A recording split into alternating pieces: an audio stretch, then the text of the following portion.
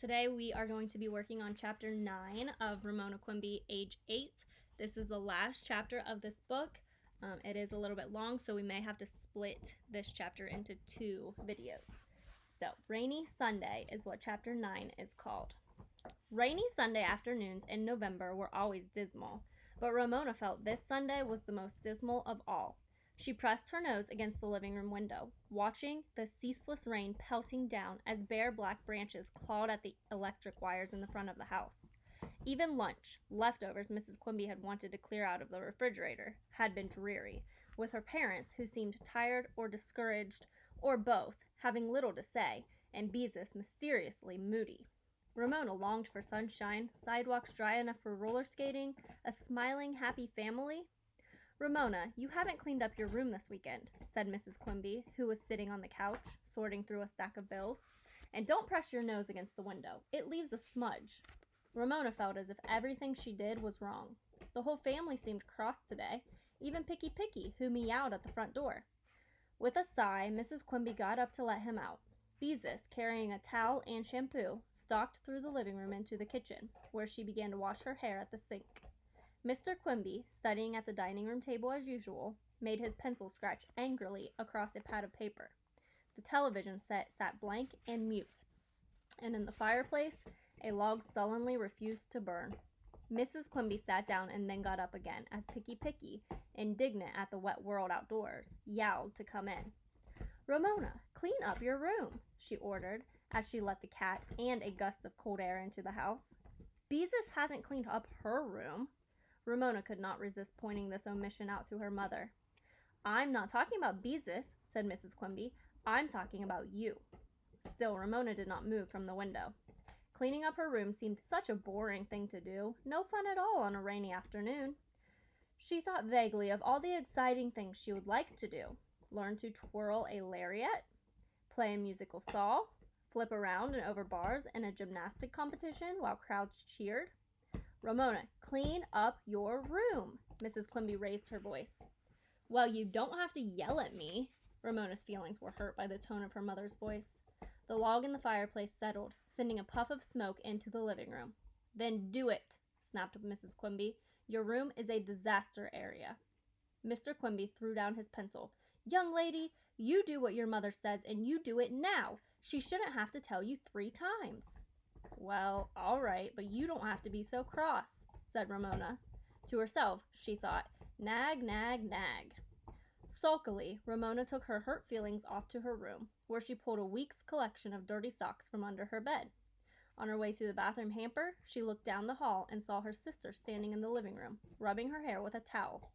"Mother, I think you're mean," said Beezus from under the towel. Ramona stopped to listen. "I don't care how mean you think I am," answered Mrs. Quimby. "You are not going to go, and that is that." "But all the other girls are going," protested Beezus. "I don't care if they are," said Mrs. Quimby. "You are not." Ramona heard the sound of a pencil being slammed on the table and her father saying, "Your mother is right. Now would you kindly give me a little peace and quiet so I can get on with my work?" Beezus flounced past Ramona into her room and slammed the door. Sobs were heard, loud, angry sobs. Where can't she go? Ramona wondered, as she dumped her socks into the hamper. Then, because she had been so good about picking up her room, Ramona returned to the living room, where Picky Picky, as cross and bored as the rest of the family, was once again meowing at the front door. "Where can't Beezus go?" she asked.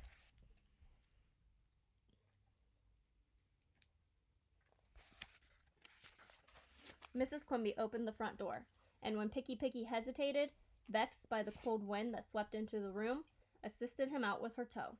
"She can't sleep over at Mary Jane's house with a bunch of girls from her class."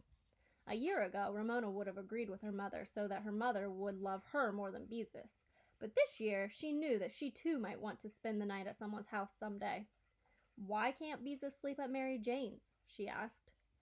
"Because she comes home exhausted and grouchy." Mrs. Quimby stood by the door, waiting. Picky Picky's yowl was twisted by the wind, and when she opened the door, another cold gust swept through the house.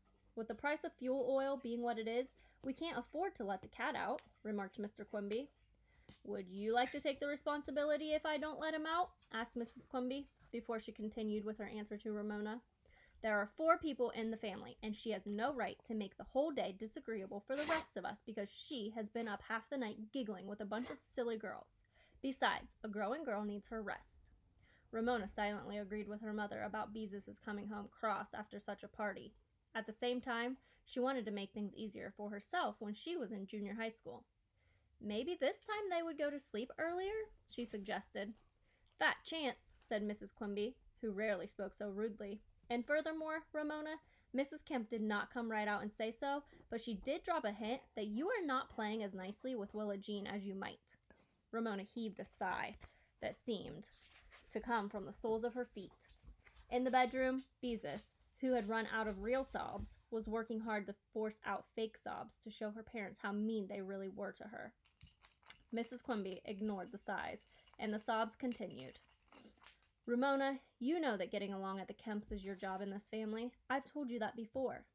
How could Ramona explain to her mother that Willa Jean had finally caught on that sustained silent reading was just plain reading a book? For a while, Willa Jean wanted Ramona to read aloud a few boring books that the Kemps owned, the sort of books people who did not know anything about children so often gave them. Willa Jean listened to them several times, grew bored, and now insisted on playing Beauty Shop. Ramona did not want her fingernails painted by Willa Jean and knew she would be blamed if Willa Jean spilled nail polish. Instead of Mrs. Kemp's taking care of Ramona, Ramona was taking care of Willa Jean. Ramona looked at the carpet, sighed again, and said, I try. She felt sorry for herself, misunderstood, and unappreciated. Nobody in the whole world understood how hard it was to go to the Kemp's house after school when she did not have a bicycle. Mrs. Quimby relented. I know it isn't easy, she said with a half smile. But don't give up. She gathered up the bills in the checkbook and went into the kitchen, where she began to write checks at the kitchen table. Ramona wandered into the dining room to seek comfort from her father. She laid her cheek against the sleeve of his plaid shirt and asked, Daddy, what are you studying?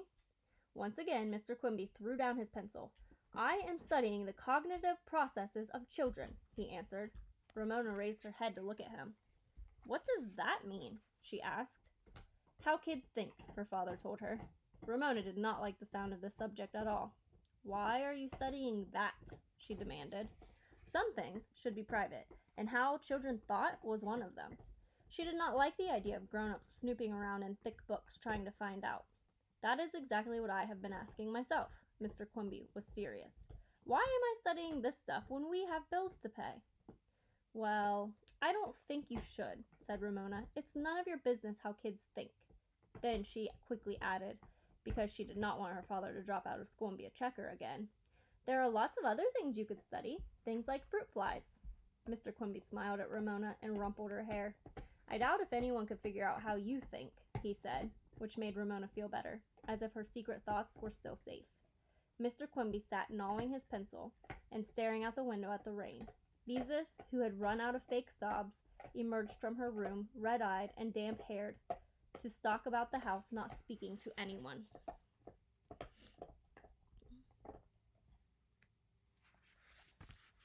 Ramona flopped down on the couch.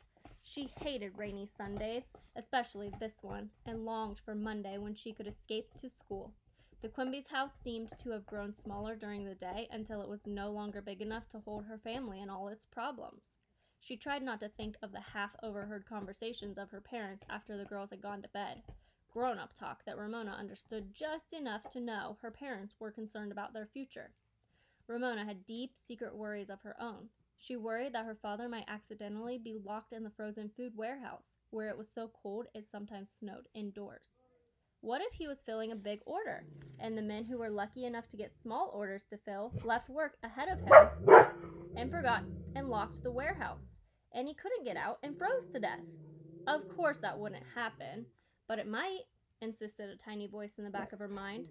Don't be silly, she told the little voice. Yes, but, began the little voice, and despite the worry that would not go away, Ramona wanted her father to go on working so he could stay in school and someday get a job he liked. So we're going to stop there. There's still a good bit of chapter 9. We will finish chapter 9 next time. So we are almost finished with Ramona Quimby, age 8.